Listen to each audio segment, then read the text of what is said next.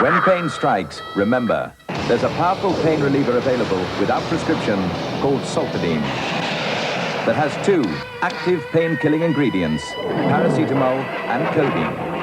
Solpadeine delivers relief in an effervescent formula to get to work fast. When pain strikes, hit back with double-action Solpadeine. Solpadeine has the power to hit pain where it hurts.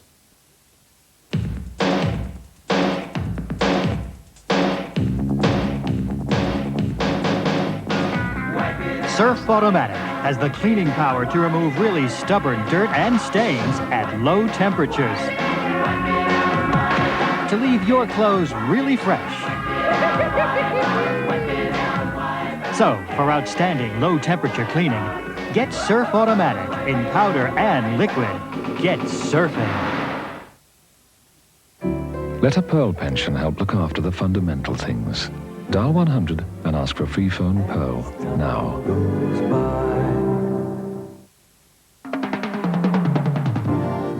Next week, Edward Heath celebrates 40 years in Parliament. This Sunday on TV-AM, he talks to David Frost about his rise to the top, his years as Prime Minister, and how he took Britain into Europe.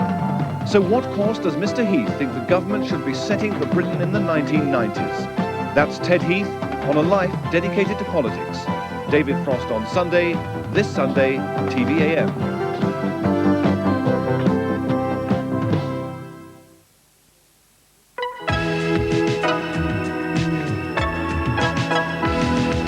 Oh dear. Jonathan King, we've managed to persuade him to go into the kitchen with Rusty. He's very shy and retiring, aren't you, Jonathan?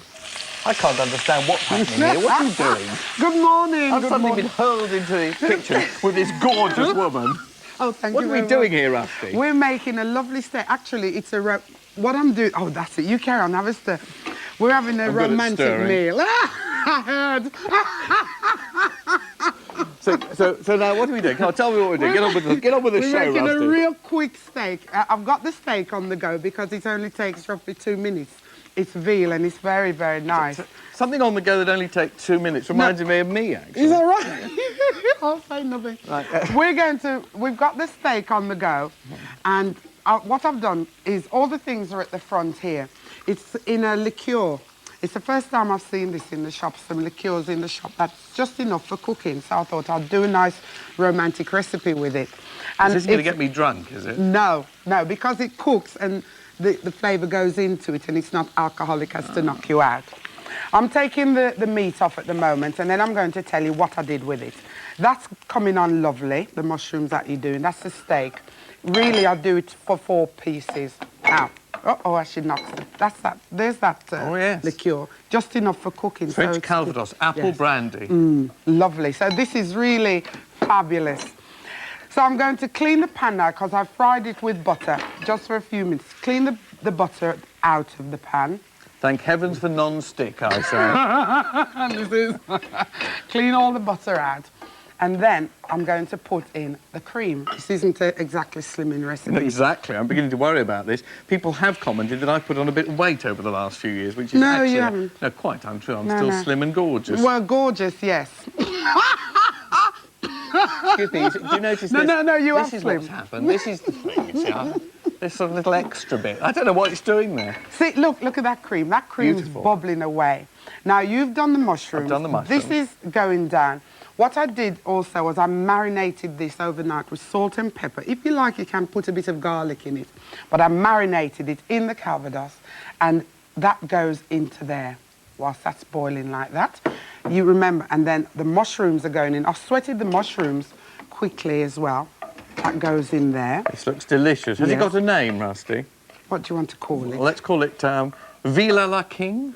That sounds good to me. Vila la King. Vila la King Romantica. Exactly. Marvellous.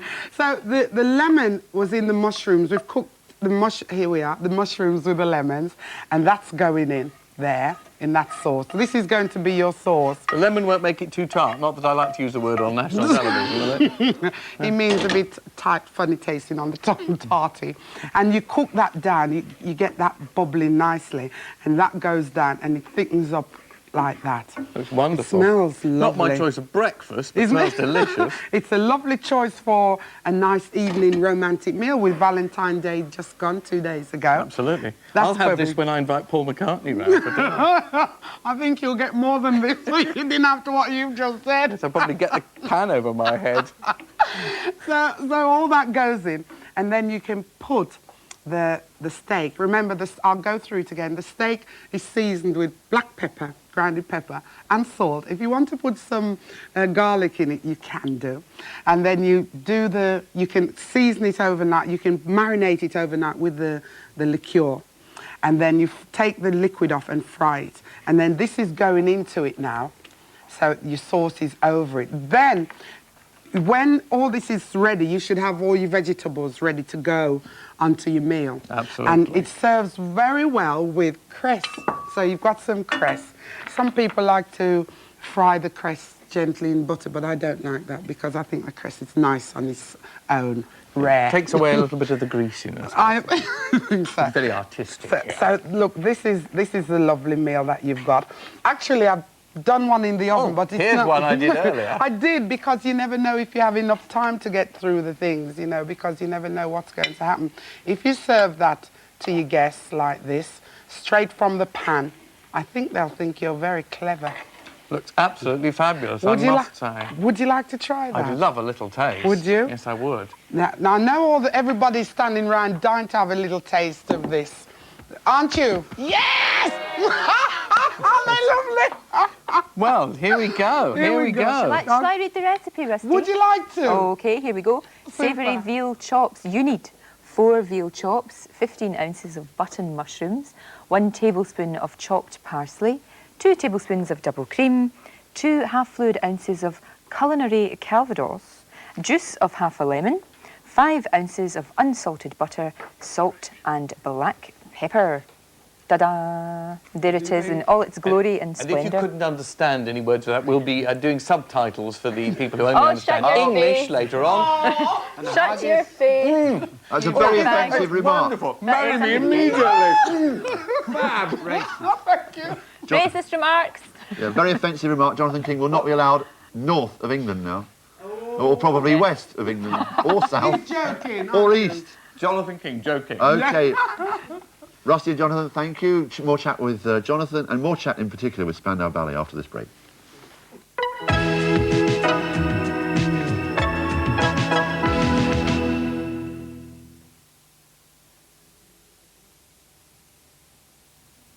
She is a woman. Be brightening up this afternoon. She is a worker. Daniel. She is a mother.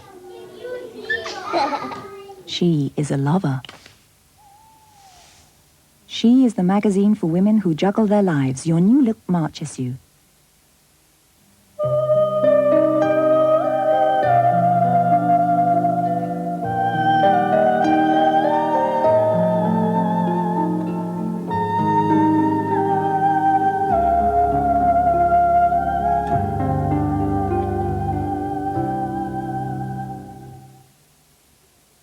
See, Jan, there goes more of our delicious Dutch bacon off to England. Hope there's enough left for us. Look, the British get our bacon. Well, what do they give us? Groovy things, Jan. Lots of groovy things. Royal Crest Dutch bacon. Jan thinks you're getting a good deal. Next week on TVAM, look forward to fun in the sun. Whether you've arranged your holiday or are still making plans, our special daily reports from destinations worldwide will help bring summer a little closer.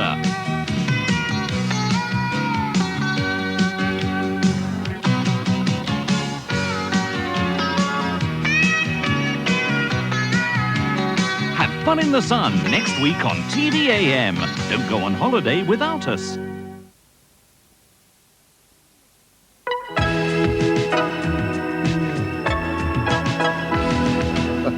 Our message to the public, farewell, friends.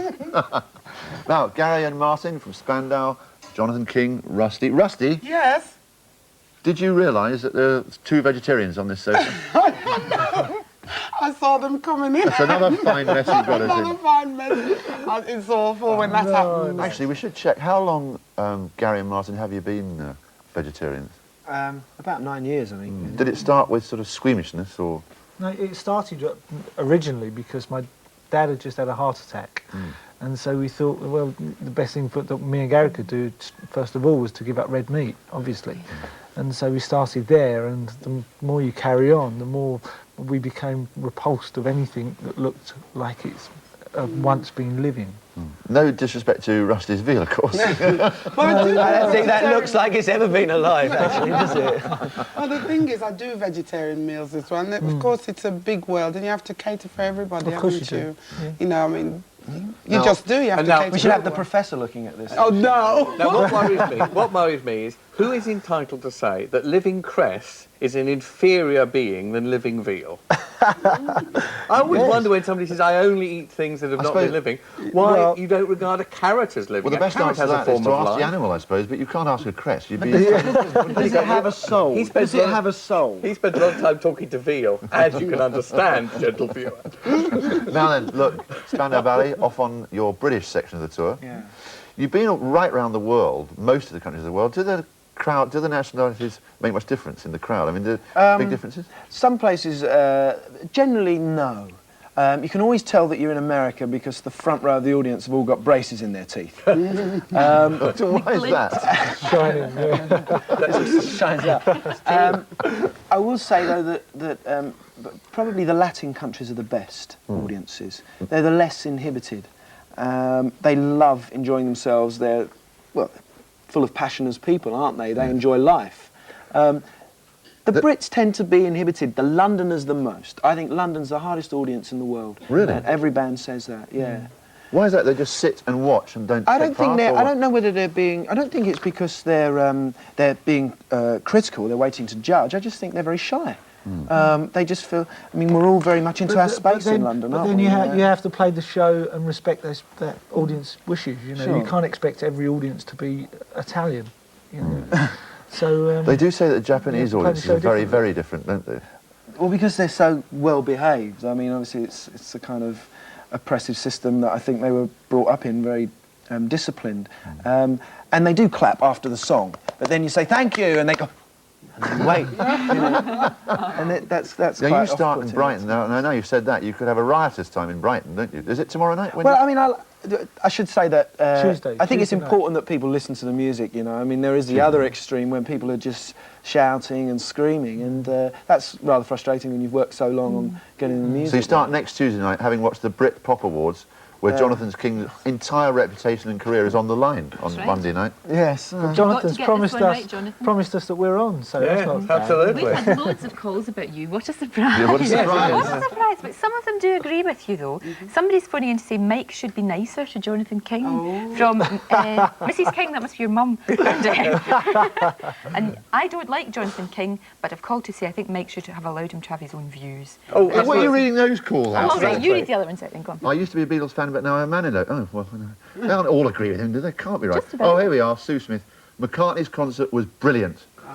I got thousands of letters after my column criticising Paul, and I have to say the vast majority, almost every one, disagreed and said they thought McCartney was brilliant. So, There's one here, though, that says, wearing a waistcoat like Jonathan is, I'm not surprised he's a Barry Manilow fan. Oh, all I can say is, if you don't like Barry Manilow, and I'm not into his music, go and see his concert and you will be unbelievably impressed. At the end of the show, they all dance back to this, like, projection screen where Broadway is projected. In split-second timing, he turns and he walks through the screen and you see his back walking down Broadway. And you are impressed, even if you're not into Barry and his music. Well, we've nearly finished, so let's end with a really tearful moment as Jonathan King praises Spandau Ballet for endurance, staying at the top, good musicianship, He's out. an all-round nice guy, and fine acting. Brilliant acting skills and everything. And we have good to do luck it in to return. them. Lovely waistcoat, stained by the vomit from Paul's concert. Oh, no. That was very nice after the cooking sketch, wasn't it?